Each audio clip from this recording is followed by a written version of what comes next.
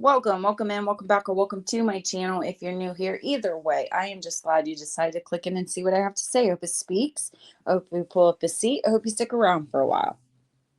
So listen, y'all, if I could venture, if I could venture with my own experiences and the things the Lord has walked me through, a majority of the people that come through my channel, whether they come here and they leave immediately, they're like, nope. Whether they come and linger for a little bit, they listen to a video or just read the title, hear some of my songs, maybe hear the cracks in my voice. And I'm sure they're thinking, where is the inspiration here? Where is the inspiration? She's going about it all wrong. She's saying it wrong. This does not make me feel good inside. Where is the joy? Where is the inspiration? And I'm not throwing shade to anyone specifically. It's just been a majority of versus the very few. Much like a lot of the things that I have experienced. And I get it. The knee-jerk reaction is to say we are busy. Life outside of all of this. I'm not too far gone to understand that and live it myself. I have a job, I have a husband, I have kids. We now have a bearded dragon and named Mushu. And we now have a newer addition to the family, a dog named Lucy. The list is growing. So I get it. Life can be very fast paced and fast moving. I get it. There's just not a lot of time or hours in the day. I have been told that people just don't see what I'm talking about. They don't see the things that I've experienced or am I experiencing. And I do not doubt any of it. I do not doubt any of this for a second, especially with the world we live in, especially with the society we live in, what's out there. Especially, like I said, in this very fast-paced moving world. I get it. I absolutely do. But I will also throw back out this question. Y'all know how I love my questions. Aren't those the kind of people he's usually looking for? The ones that do slow down long enough to meet his pace. The ones that do slow down past all the noise and hear his voice. Because sometimes, if you sit long enough, you find the inspiration. Sometimes it just doesn't hit you. Sometimes you have to sit. And if you ask me what the inspiration here is, I'd say this. Inspiration to look past and see him. An inspiration to look within and find him for yourself. Because those are the two hardest things I've experienced on this journey. And I'm sure you can relate. It is hard to look past and see him sometimes. It's even harder to look within. So if my messy testimony gives somebody the courage to finally say, I can take that step, I can lay it down. They look over here and see all of this and say, yep, yes, then I can do it. Then do it, then take it, then lay it down, because he will hold you. He has got you. He can handle it. I don't need to know what it is. You know what it is. He knows what it is. And he's got you. Some people are called to inspire by making life feel softer. Some people are called to make the world feel lighter. Some people give people a moment to breathe. And there is beauty in that. We need that. I think many of us are called to be different facets in different places for different people in different seasons. I can attest to that. I'm sure you can attest to that. We can look back and we see all the ways we are called. Some of us are called to reach through awakening, not to be uninspiring. I don't think anybody truly called to speak in the name of our Father, ever sets out hoping people leave untouched. I don't think that's the aim. I don't think that's the goal. But because we know comfort alone was never what woke us up. Some of us learn through collision. Some of us learn through conviction, through the moment everything we called fine ran into a hard truth. And once you've experienced that, you stop speaking just to sound good. You start speaking honestly because you remember what it feels like to be asleep with your eyes open, to mistake numbness for peace, silence for safety, distraction for freedom. We remember what it's like to hear truth and immediately think, that's not for me. Nope, I'm good here. Meanwhile, deep down, something in us knows that it is, and that's uncomfortable. Not because truth is cruel, but because truth asks us to stop pretending, to stop hiding behind image, to stop calling chains personality, to stop decorating wounds instead of healing them. And some things, they need to be said out loud, not to shame people, not to condemn people, but because pretending and staying silent never healed anybody, never changed anything. That's why voices like this don't always sound soft or feel soft at first, not because they lack love, but because we remember what it felt like when God interrupted our own excuses. We remember when mercy showed up holding a mirror instead of a blanket. That kind of love changes you because real conviction doesn't push people away from grace. It leads them to it. It turns on the light.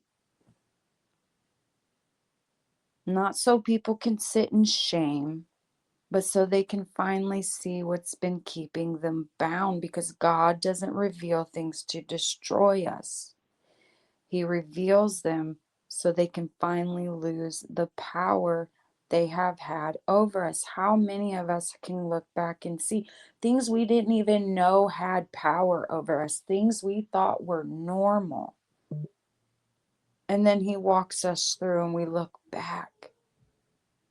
But then we also get to see just how strong His strength is. Not ours, His. His love, His mercy, His grace. And maybe that's the inspiration in voices like this. Not inspiration to admire the speaker or only the parts of their life that look good and holy, but to see Him in the parts that broke them wide open. Because that's usually where His presence becomes undeniable. That's where mercy meets people. That's where transformation begins. That's where He speaks the loudest. That's where real inspiration comes from. Inspiration to stop running.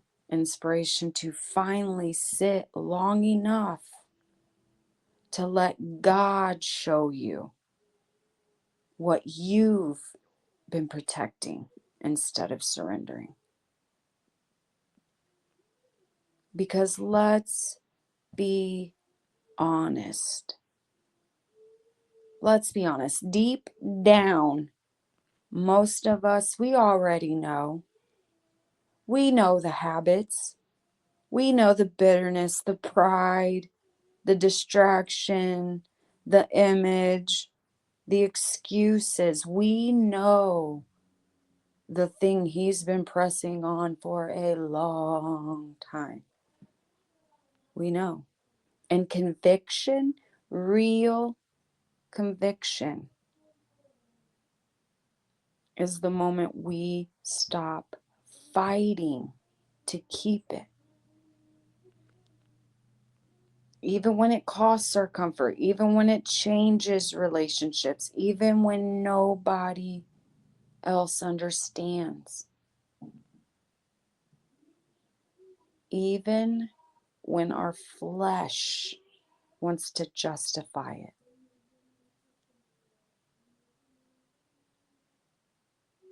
Because there comes a point where freedom starts mattering more than protecting the version of ourselves we've grown used to.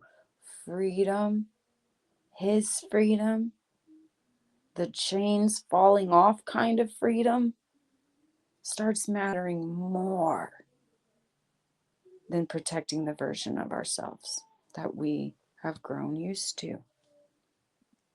And you know something, that kind of surrender is terrifying at first.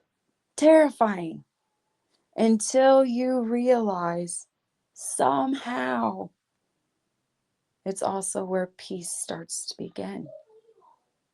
How many of us can look back and think everything was falling apart, everything was falling away? I was laying stuff down, people were leaving, all of it was just so upside down, but somehow inside all of that, there was a glimpse of peace. There was a touch of peace. Because eventually, after all of the wrestling, after all of the defending, after all of the hiding, you realize the most beautiful thing you can realize on this journey. You realize surrender was never the death sentence your flesh made it out to be.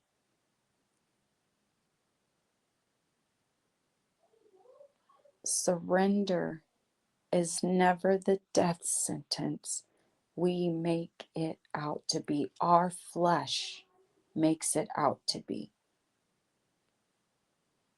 It was freedom. Freedom from performing, freedom from pretending, freedom from carrying versions of yourself God was never asking you to protect. He was never asking you to do that.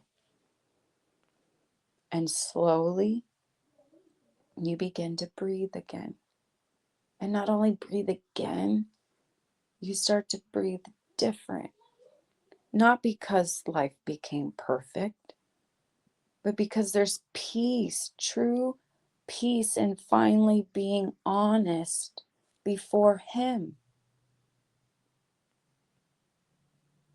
And the people that speak this way, you know, we're usually not trying to impress anybody. We're trying to lay that down.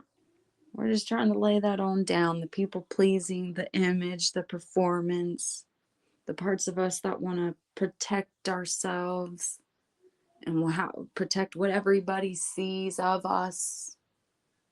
We're trying to lay that all down, and we're trying to reach the version of someone still sitting where we once sat, still saying, I'm fine, I know, I've heard this before, you ain't got to tell me, I already get it.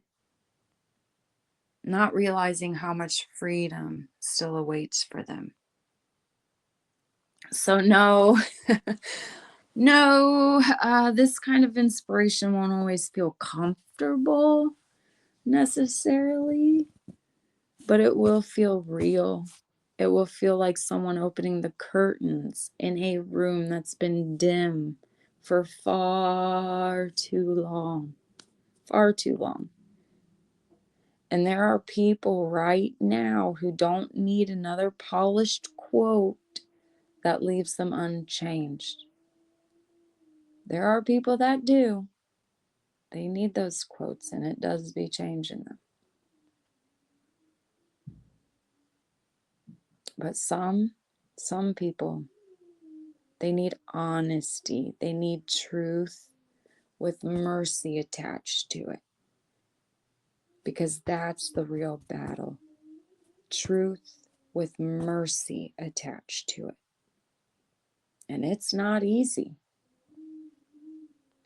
Because if you sit there long enough, past the discomfort, past the defensiveness, past the instinct to look everywhere else first, you might actually find the courage to face what you've been running from. Not out there, in here with him, away from the noise, away from the image, away from everybody else's opinions, till it's just you and him. Because freedom rarely begins in the places we pretend don't exist. It begins where honesty finally does. You know, people don't always need another voice telling them they're fine as they are. Sometimes they need someone willing to say, I know this road. I got lost here too. But there is a way out. It's not through me. It's through him. I can't tell you what that road looks like. I cannot tell you what he has for you. But I can tell you who he is, and I can tell you his word. Because the people who help others heal the most usually aren't the ones pretending they've always had the answers. You come here for the answers. I've got it all figured out. No, they're the ones who remember what it felt like to finally wake up. And they loved people enough to stop staying silent about it. That's it. That's all I have for you. I hope you are enjoying this Sunday evening. Happy holiday weekend to everybody enjoying the holiday this coming up Monday. I hope it's been a safe weekend and many, many blessings heading out.